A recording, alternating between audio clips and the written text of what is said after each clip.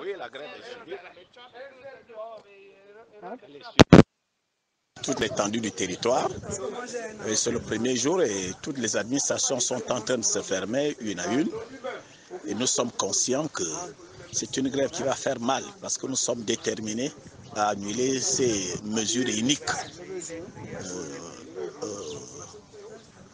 que le gouvernement a mis en place parce que tout simplement ils veulent vraiment nuire à l'argent public gabonais. Quelles sont ces mesures?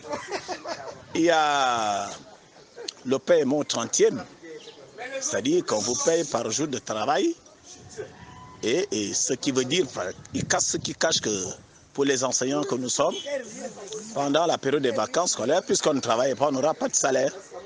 C'est ce que ça veut dire.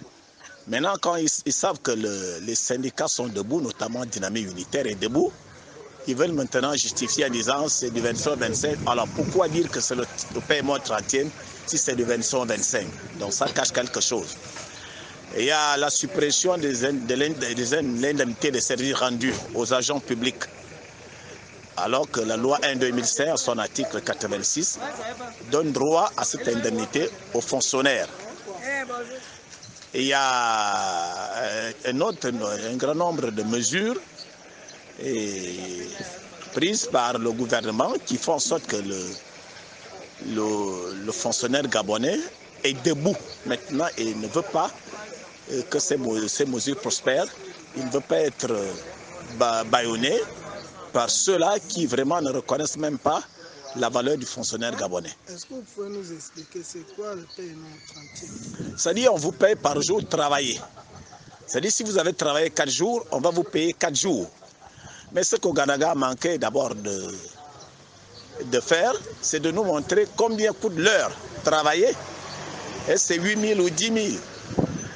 De deux, il y a aussi une autre mesure qui dit on va maintenant émarger avant de commencer le travail. Ceux qui ne marchent pas seront des absents et ne seront pas payés. Alors que c'est dans le statut général de la fonction publique. Non, c'est pas dans le statut général de la fonction publique. Ça c'est un arrêté, sinon c'est une ordonnance. C'est une ordonnance. Alors donc, il y a des Gabonais qui sont sans poste de travail depuis plus de 20 ans. Ceux qui sont revenus de l'ancienne OPT, jusqu'aujourd'hui, n'ont pas de poste de travail. Ils sont assis à la maison.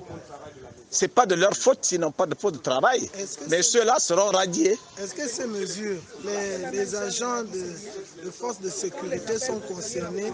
Est-ce que ces mesures, les chefs d'établissement, les directeurs généraux, les DAF et bien d'autres?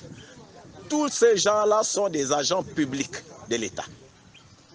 Les forces de sécurité font semblant de ne pas agir.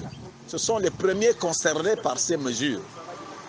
S'il y a même des gens qui doivent revendiquer les services rendus vraiment avec force, ce sont des forces de sécurité. Ils passent tout le temps au soleil. Ils passent tout le temps, ils sont à la belle étoile chaque nuit en train de surveiller les portes des autres.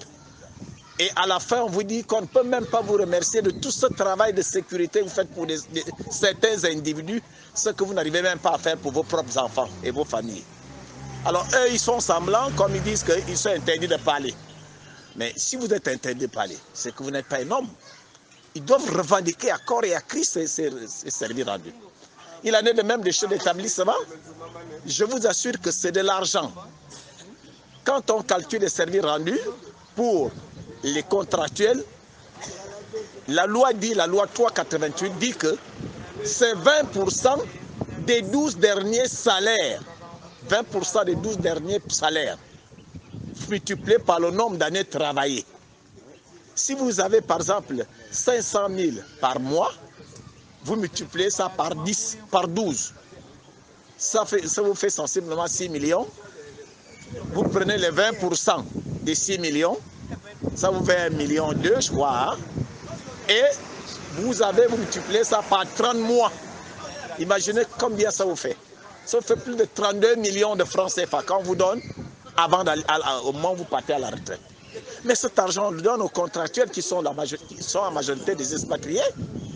Un expatrié malien qui a travaillé au Gabon et qui en a un supérieur. Et puis, quand il prend la retraite, il a 120 millions qu'il amène au Mali pour aller investir. Mais un Gabonais du Gabon, on lui refuse cet argent pour investir chez lui. C'est bon ou c'est pas bon?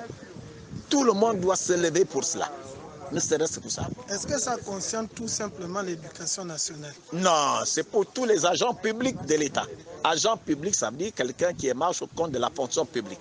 Donc tout agent qui travaille au compte de la fonction publique est agent public et tous sont concernés. Ok, merci.